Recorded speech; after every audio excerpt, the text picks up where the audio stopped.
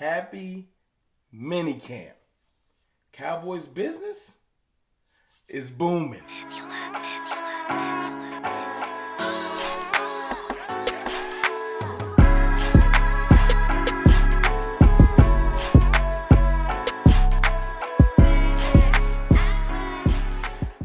Good people, it's your boy Mr. Rome, Cowboys fan talk, right back like I never left.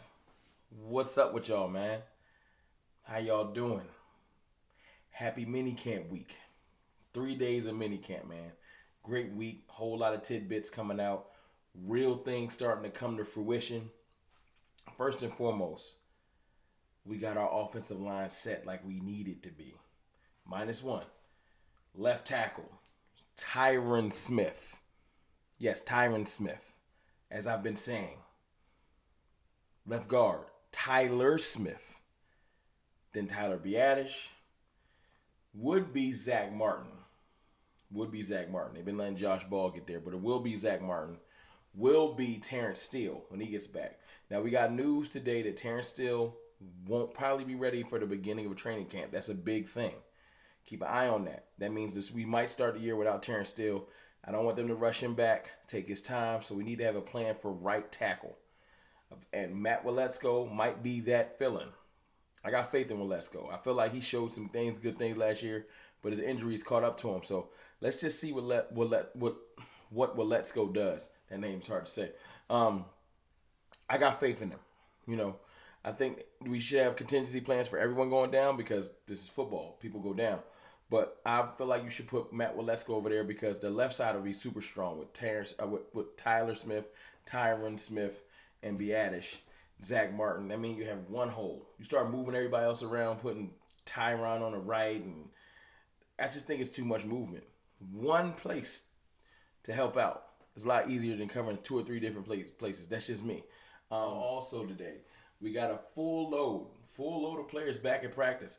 Remember, during OTAs, it was voluntary. I think minicamp is mandatory, if I'm not mistaken, outside of injuries. But we got Trayvon Diggs, Stephon Gilmore, DeMarcus Lawrence, Dante Fowler, Jonathan Hankins. And one of the dopest things today we've heard, there was a goal line package, Big Hank, Mazi, Quentin Bohanna, Big Bo. That's a lot of poundage. Pause. That's like 1,000 pounds. That's a fact. 1,000 pounds of weight right there in the middle. 5-man goal line stand. I'm sure D-Law will be out there. He's amazing on the goal line. Micah Parsons. I just like the fact that we got that option. We haven't had that option. We've been kind of light. You know what I'm saying? No disrespect to Osa.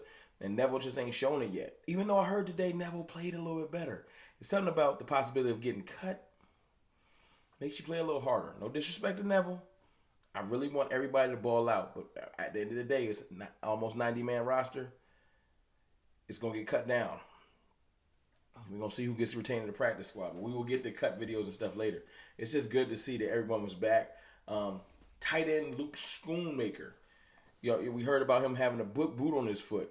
Plantar fasciitis is apparently what he's going through.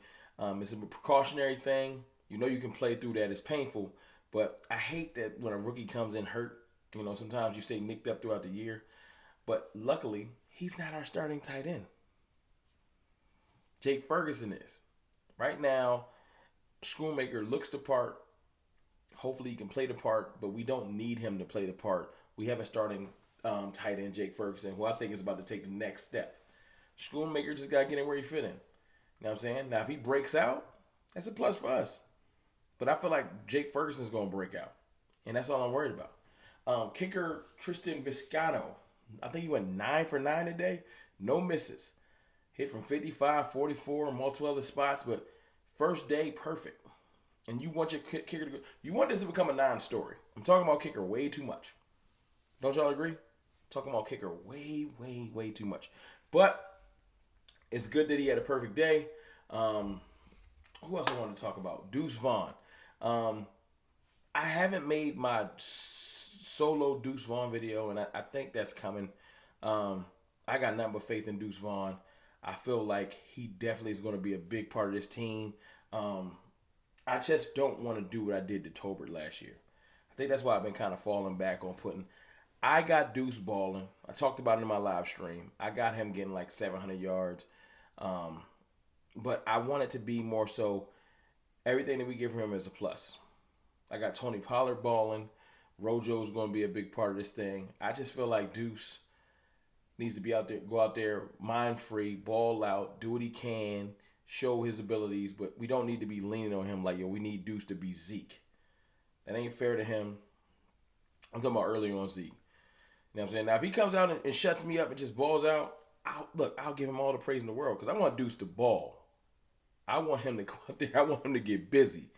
But I don't want to put that pressure on him, me personally. And I know how I do. Y'all know, once we get to Oxnard, he break 2 runs, I'm going to stir the Kool-Aid. It's going to be over. But right now, in June, I'm trying not to do that to that young man. What else? And obviously, I'm reading from some of the notes from the day. Jabril Cox. I do want to touch on this. Jabril Cox. Apparently, he had a great couple of pass breakups in 7-on-7 red zone. Won the breakup of like the end of game scenario and the previous play. And the players, this is what I like. See, Jabril Cox has not shown up. Shout out to my boy, Boss Cowboy, Jay Tuck, Big Game James, Law Nation, the OC, and Brian Broadus. That show last night, phenomenal. Please go watch it. Go to Boss's channel, Law's channel. It might have been on Tuck's channel too. I didn't check to see if it's streamed to Tuck's channel. But go watch it.